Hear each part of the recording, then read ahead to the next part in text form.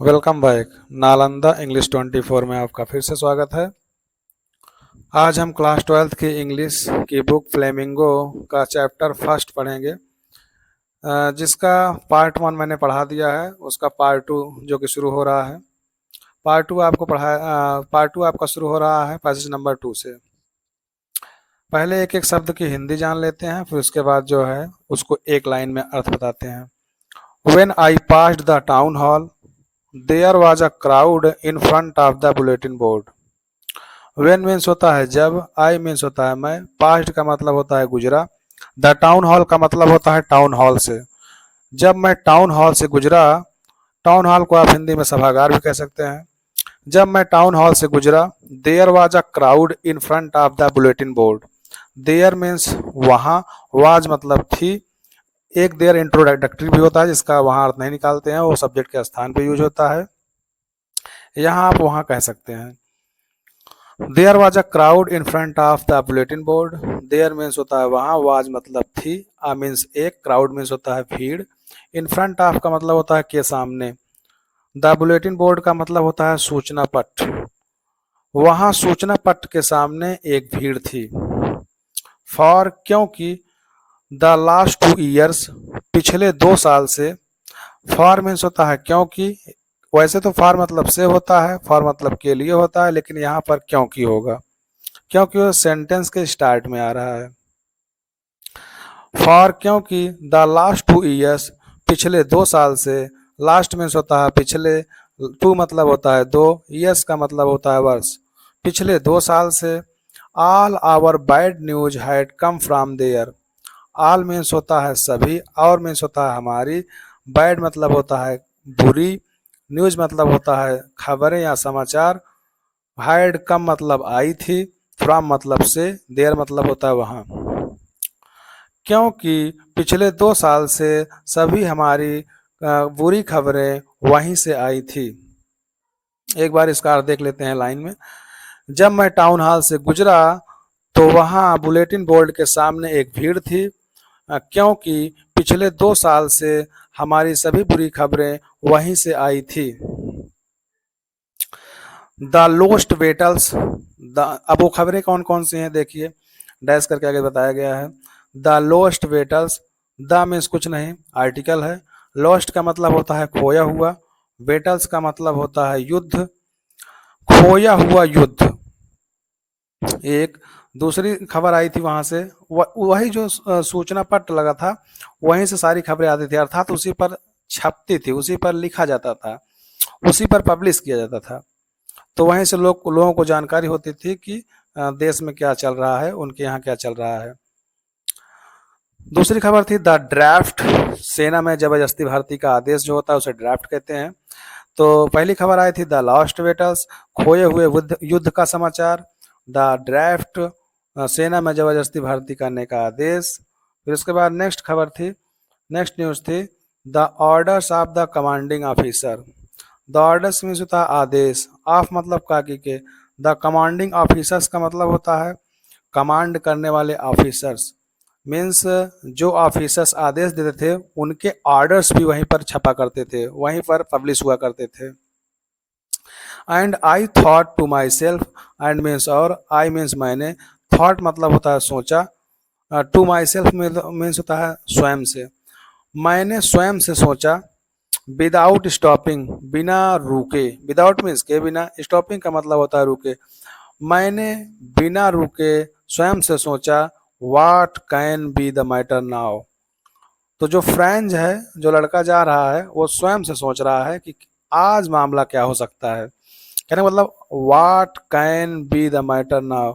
वाट means होता है क्या, कैन का मतलब होता है सकता है, बी मतलब हो, द मैटर का मतलब होता है मामला, नाउ का मतलब होता है अब क्या मामला हो सकता है। यानी कि वो आश्चर्य कर रहा है कि आज कौन सी ऐसी बात हो गई है जो बुलेटिन बोर्ड के सामने भीड़ लगी है, सूचना पट्ट के सामने भीड़ लगी है कि लोग क्या देख रहे हैं। यानी कोई नई न्यूज आई है। जैसे आज के दिनों में टीवी में, मोबाइल में न्यूज आदमी को मिल जाता है, पेपर में मिल जाता है, न्यूज़पेपर में मिल जाता है। लेकिन पहले ऐसा नहीं था। पहले वहां पर एक सूचना पट लगा था उनके यहाँ, जहाँ की ये बात है, और वहाँ पर जो है उसी पे पब्लिश कर दिया जाता था कि आज की क्या खबरें हैं, क्या समाचार है। Then as I hurried by as fast as I could go. Then means होता है तब, देन मीन्स होता है तब, एज मीन्स होता है जैसा कि, आई मीन्स मैं, हर्रीड का मतलब होता है जल्दी से, हर्रीड का मतलब होता है जल्दी से चला गया, क्योंकि यहाँ वर्ब के स्थान पे यूज किया गया है, तो hurry, hurried, hurried, verb first second third. Hurry verb first है, हर्रीड सेकंड फॉर्म है, हर्रीड थर्ड फॉर्म है। अगर यहाँ हेल्पिंग वर्ब होती तो ये थर्ड फॉर्म हो जाता, हेल्पिंग वर्ब नहीं है तो सेकंड फॉर्म है। देन तब एज आई हर्रीड, एज जैसा कि, आई हर्रीड, आई मीन्स मैं, हर्रीड मीन्स जल्दी से चला गया, by as fast as I could go, by means होता है द्वारा, एज फास्ट मीन्स होता है इतना, एज मीन्स होता है इतना, फास्ट मीन्स होता है तेज, एज मीन्स होता है जितना। जब एज डॉट डॉट एज होता है तो इतना जितना का अर्थ निकाला जाता है, इतना डॉट डॉट जितना का अर्थ निकाला जाता है। तब मैं, तब आई, देन तब, एज आई हर्रीड जैसा कि मैं जल्दी से चला गया, by as fast as I could go, I मतलब होता मैं, कुड का मतलब सका था, गो मतलब जाना। तब मैं इतना तेजी से चला गया, तब मैं जल्दी से तब जैसा कि मैं जल्दी से चला गया, इतना तेजी से जितना कि संभव था, जितना कि मैं जा सकता था। The black Smith, black Smith का मतलब होता है लोहार, वाचर उसका नाम है वाचर। अब ये जा रहा है, ये जो लड़का है फ्रेंज, ये कॉलेज के लिए जा रहा है, यानी स्कूल के लिए जा रहा है। तो रास्ते में इसको ये ब्लैक स्मिथ, एक लोहार है जिसका नाम वाचर है, वो मिलता है, उसी का मेंशन यहाँ पर किया जा रहा है। द ब्लैक स्मिथ लोहार, वाचर उसका नाम वाचर है, हु वाज देयर, हु मतलब जो, वाज मतलब था, देयर मतलब वहां, जो वहां पर था। विद हिज अप्रेंटिस, विद मतलब के साथ, हिज मतलब उसके, अप्रेंटिस का मतलब होता है प्रशिक्षु। और वाचर नाम का लोहार अपने अप्रेंटिस के साथ, अपने प्रशिक्षु के साथ, जो आदमी किसी चीज की ट्रेनिंग ले रहा होता है, जैसे कोई सामान बनाने की, एक प्रकार से कह सकते हैं, जैसे किसी चीज को रिपेयर करना हुआ, जैसे लोहारों के यहाँ कुछ अप्रेंटिस रहते हैं जो लोहा गरमा करके पिघला करके कुछ बनाते रहते हैं, तो वही जो ट्रेनिंग ले रहा होता है उसे प्रशिक्षु कहते हैं, अप्रेंटिस कहते हैं। जैसे आईटीआई करने के बाद लोग अप्रेंटिसशिप करने के लिए जाते हैं, प्रशिक्षण लेने के लिए, तो उसी व्यक्ति को अप्रेंटिस कहा जाता है, प्रशिक्षु, जो प्रशिक्षण ले रहा होता है, कोई काम सीख रहा होता है। वहां पर जो है हु वाज देयर, जो वहां पर था, और वो अपना, उसकी शॉप रही होगी और उसका वर्कशॉप रहा होगा लोहार का वहीं पर, और वहीं पर वो अपने प्रशिक्षु के साथ काम कर रहा था, विद हिज अप्रेंटिस, अपने अप्रेंटिस के साथ, यानी अपने शिष्य के साथ, जो जिसको शिक्षण दे रहा था, अर्थात प्रशिक्षु के साथ। Reading the bulletin, reading means पढ़ रहा था, द बुलेटिन का मतलब होता है समाचार, जो समाचार को पढ़ रहा था। कॉल्ड आफ्टर मी, वो भी पेपर वगैरह शायद पढ़ रहा था या कुछ, या शायद बुलेटिन बोर्ड ही देख रहा था। Called after me, called means होता है चिल्लाया, आफ्टर मीन्स होता है के पीछे, मी मतलब होता है मुझे, मेरे पीछे वह चिल्लाया, मेरे बाद चिल्लाया। देखिए कॉल्ड मतलब चिल्लाया, आफ्टर मतलब के बाद, मी मतलब मेरे, वह मेरे बाद चिल्लाया, तो इसका अर्थ हुआ वह मेरे पीछे चिल्लाया, यानी वह मुझ पर चिल्लाया। Don't go fast, don't go so fast, don't मतलब होता है मत, गो मतलब जाओ, सो फास्ट का मतलब होता है इतना, सो का मतलब इतना, फास्ट का मतलब होता है तेज, इतना तेज मत जाओ। बब लड़के, you will get to your school in plenty of time, वो कह रहा है कि वो जो लड़का तेजी से, फ्रेंज नाम है, जो कॉलेज के लिए, स्कूल के लिए तेजी से जा रहा है, उसको कह रहा है कि लड़के, वो व्यंग बोल रहा है एक्चुअली, वो कह रहा है कि भैया इतना तेज क्यों जा रहे हैं आप, आराम से जाइए, बहुत सारा टाइम है। एक्चुअली में उसके पास टाइम नहीं था, इसलिए वो व्यंग कर रहा था, वो सरकाज्म था।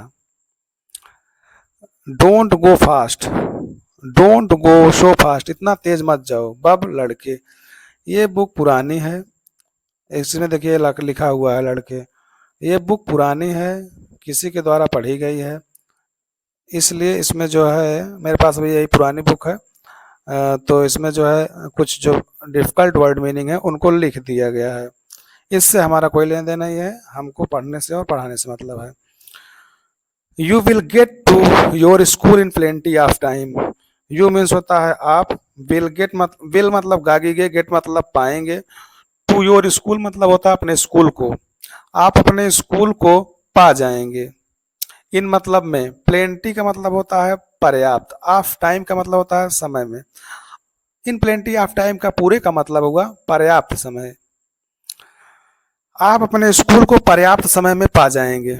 इनका मतलब में, प्लेंटी ऑफ टाइम का मतलब होता है पर्याप्त समय, प्लेंटी का मतलब पर्याप्त होता है, ऑफ टाइम का मतलब समय। आप अपने स्कूल को पर्याप्त समय में पा जाएंगे, तो इसका मीनिंग होता है, एक्चुअल में मीनिंग होता है कि आप स्कूल सही समय से पहुंच जाएंगे। जब आप अपने स्कूल को पाएंगे सही समय से तो इसका मतलब पहुंच जाएंगे, तो इसका मतलब हुआ सेंस में कि आप अपने स्कूल पर्याप्त समय से पहुंच जाओगे।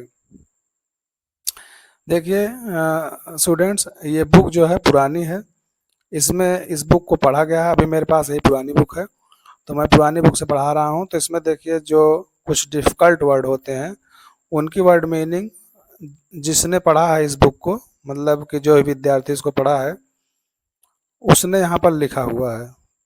तो कोई बात नहीं, इससे तो और आसान हो जाएगा। हमको लेकिन सीखना है कि अर्थ कैसे निकालते हैं, अ, और भाव कैसे समझते हैं किसी चीज़ का। कभी कभी बहुत सारा अर्थ लिखा रहता है लेकिन फिर भी हम सही से मीनिंग नहीं निकाल पाते हैं या समझ नहीं पाते हैं।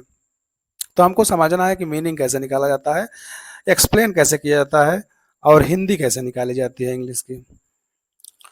आई thought he was making fun of me.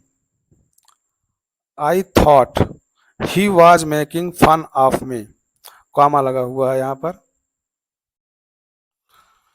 I thought he was making fun of me, I means मैंने, थॉट मतलब सोचा। मैं आपको एक एक शब्द की मीनिंग बता रहा हूँ, उसके हिसाब से आप इसका हिंदी मीनिंग निकालेंगे। एक एक शब्द की, एक एक वर्ड की हिंदी मीनिंग बताएंगे, उसके बाद हम लोग कैसे अर्थ निकालते हैं सीखेंगे। इसमें हिंदी तो दिया भी रहता है, आजकल की जितनी भी बुकें चल रही हैं सब में हिंदी दिया भी रहता है, लेकिन वो हिंदी ऐसी कुछ रहती है जो थोड़ा सा कम समझ में आती है। तो हमको हिंदी निकालना सीखना है। इसमें क्या लिखा है, या इसमें जो आदमी पढ़ा है इसको, उसने कुछ डिफिकल्ट वर्ड मीनिंग को यहाँ पर मेंशन भी कर दिया है। जो डिफिकल्ट वर्ड्स हैं उनकी हिंदी मीनिंग को उसने मेंशन किया है। तो इससे हमें कोई लेना देना नहीं है, हमको खुद से हिंदी मीनिंग निकालना सीखना है, हिंदी अर्थ निकालना सीखना है और एक्सप्लेन करना सीखना है। I thought he was making fun of me, I means मैंने, थॉट मतलब सोचा, he was making fun of me, he मतलब वह, वाज मतलब था, थे, मेकिंग का मतलब होता है बना रहा, फन का मतलब होता है मजाक, ऑफ का मतलब कागे के, मी मीन्स होता है मेरा। आई थॉट मैंने सोचा, he was making fun of me, वह था बना रहा मजाक मेरा। फन ऑफ का मतलब होता है मजाक बनाना, सॉरी मजाक, मेकिंग का मतलब बनाना। अगर एक एक शब्द को तोड़ेंगे और अर्थ निकालेंगे तो ऐसे निकलेगा। आई मीन्स मैंने, थॉट मतलब सोचा, ही मतलब वह, वाज मतलब था, मेकिंग मतलब बना रहा, फन ऑफ का मतलब होता है मजाक, मी मतलब मेरा। मैंने सोचा वह मेरा मजाक बना रहा था। And reached M Hamel's little garden all out of breath. And मतलब और, रीच्ड मतलब पहुंच गया, एम हैमेल्स में, एम हैमेल्स में होता है एम हैमेल के, लिटिल गार्डन मतलब छोटे से बगीचे, छोटे से बगीचे में, all out of breathe. All out of breathe एक फ्रेज है जिसका अर्थ होता है, देखो ऑल मतलब होता है पूरा या सभी, आउट का मतलब होता है बाहर, ऑफ मतलब कागी के, ब्रीथ का मतलब होता है सांस। तो अगर इसको लिटरली देखेंगे हिंदी, वैसे फ्रेज की मीनिंग निकाली जाती है उसके भाव में, जैसा कि उसमें वो कैब में दिया रहता है। लेकिन अगर इसको लिटरली समझने के लिए ऐसा निकालें इसकी शाब्दिक मीनिंग, तो ऐसे होगा, आल मतलब होता है पूरा या सभी, आउट ऑफ का मतलब होता है बाहर के, बाहर, ब्रीथ मतलब होता है सांस। मैं पूरे सांस के बाहर था, किसी चीज का पूरे सांस के बाहर हो जाना किसी व्यक्ति का, इसका मतलब होता है हांफना। जब उसकी सांस पूरी बाहर हो जाएगी तो हांफेगा नहीं, तो इसलिए इसका भाव में इसका एक्चुअल मीनिंग निकल के आता है हाँफना। फ्रेज वगैरह को, इडियम्स वगैरह को और प्रोज परवर वगैरह को आदमी लिटरल एक बार देखता है, उसके बाद फिर उसका भाव में देखता है कि उसका एक्चुअल मीनिंग क्या है। M Hamel's little garden all out of breath, और मैं एम हैमेल के छोटे से बगीचे में हाँफते हुए पहुंच गया। यूजुअली साधारण तौर पर, आम तौर पर, व्हेन स्कूल बिगैन जब स्कूल शुरू होता था, व्हेन मीन्स होता है जब, स्कूल का मतलब होता है स्कूल, बिगैन मतलब शुरू होता था, सेकंड फॉर्म है, पास्ट इंडेफिनिट है।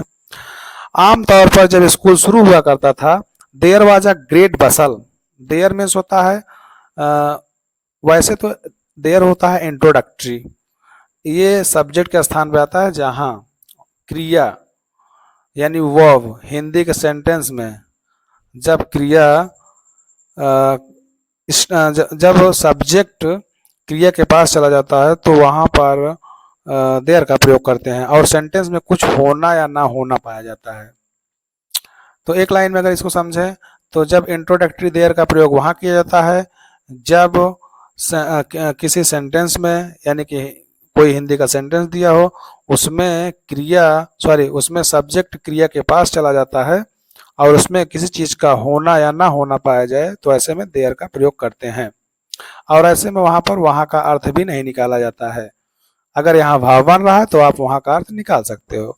देयर वाज अ ग्रेट वसल, यहाँ भाव बन रहा है तो आप कह सकते हैं कि वहां, देयर मतलब वहां, वाज मतलब था, आ मीन्स एक, ग्रेट मतलब होता है बड़ा, बसल का मतलब होता है अफरा तफरी।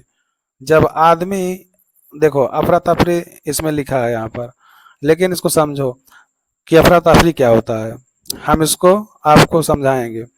जैसे अफरा तफरी का मतलब होता है जब बहुत सारे आदमी कहीं पर आ जा रहे हो, भाग दौड़ लगी हो, उसे कहते हैं अफरा तफरी।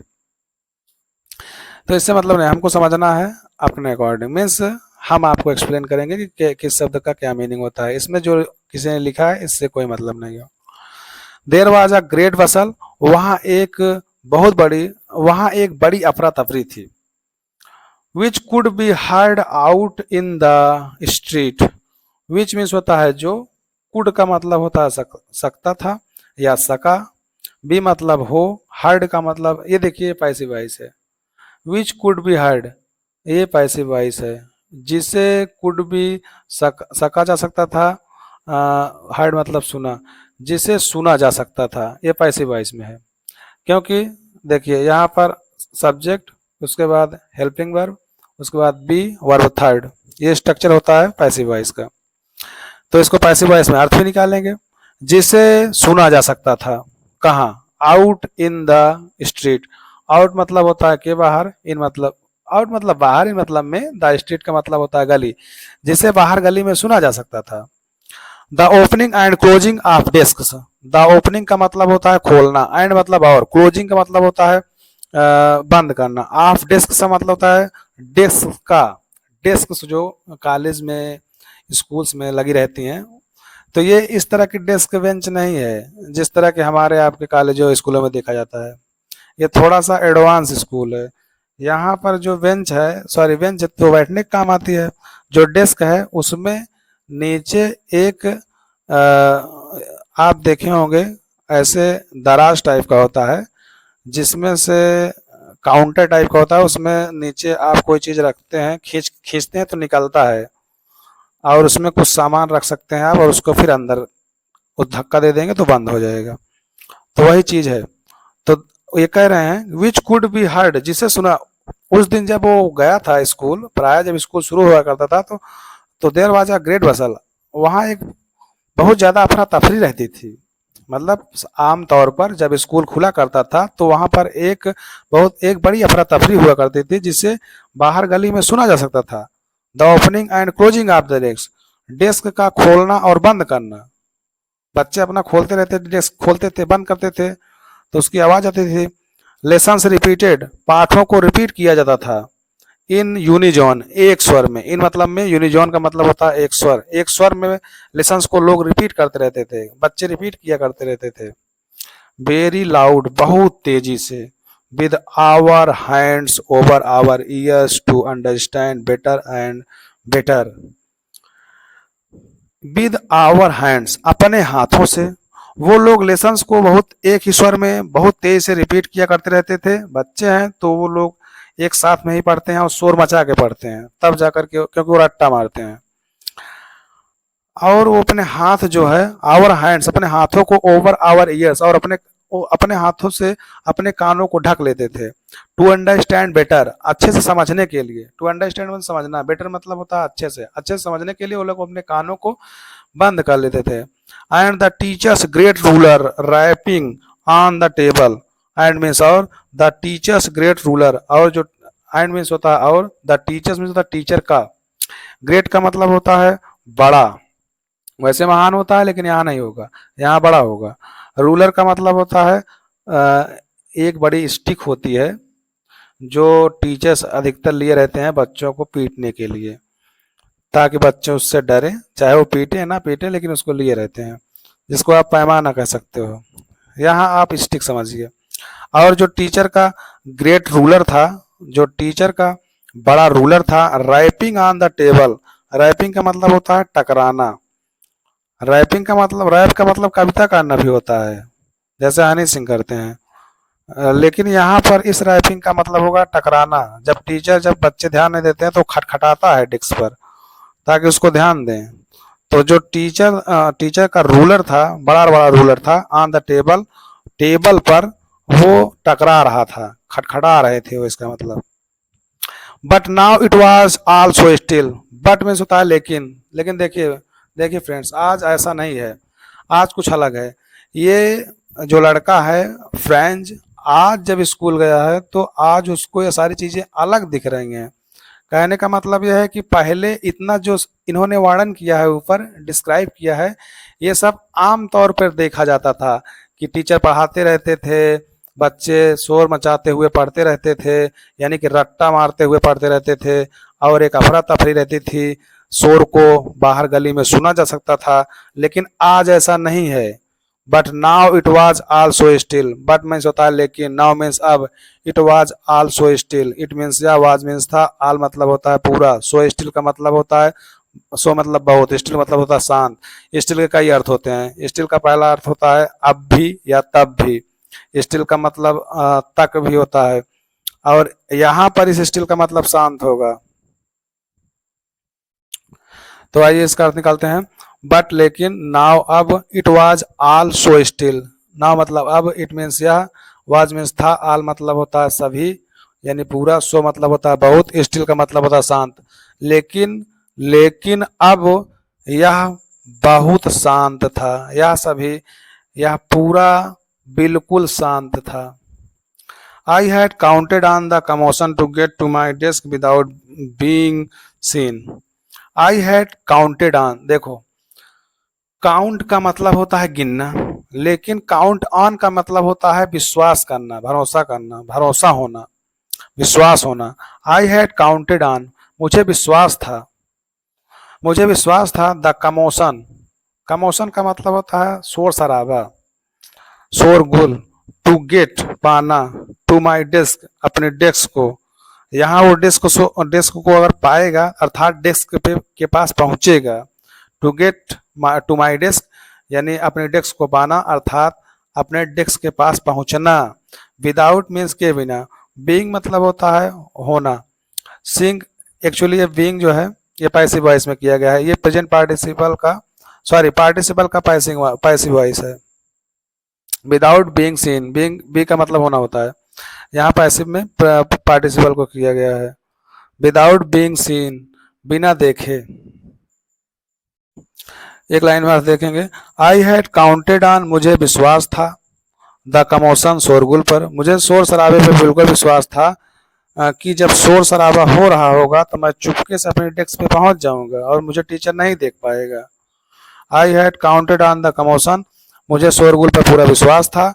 To get to my desk, अपनी डेस्क को प्राप्त करने में अर्थात मैं डेस्क पर अपने पहुंच जाऊंगा, यानी मुझे अपने डेस्क पर पहुंचने में पूरा विश्वास था कि शोरगुल में चुपके से मैं पहुंच जाऊंगा।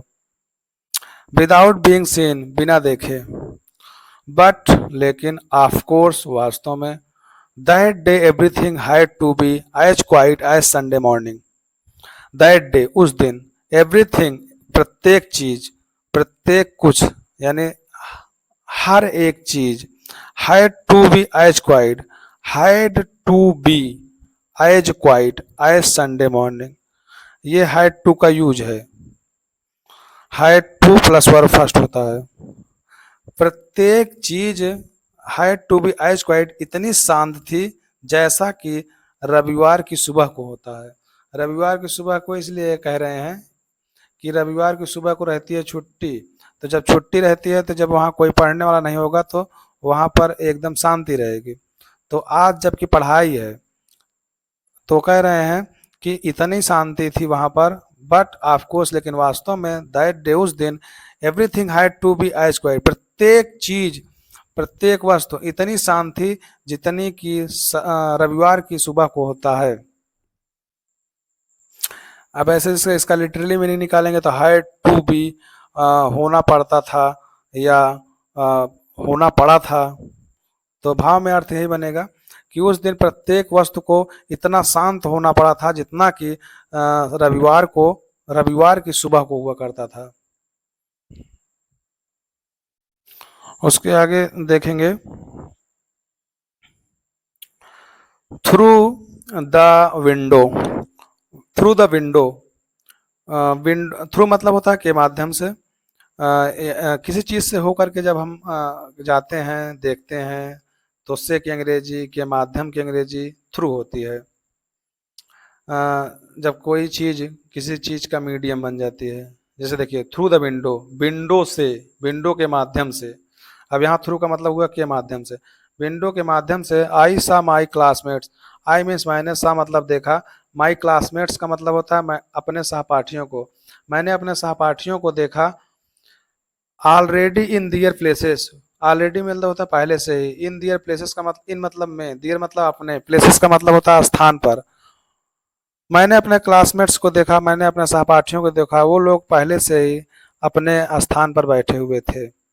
एमहैमेल वॉकिंग अप एंड डाउन, एमहैमेल नाम है टीचर का, वॉकिंग अप, वॉकिंग मतलब होता है चल रहे थे, अप एंड डाउन आगे और पीछे।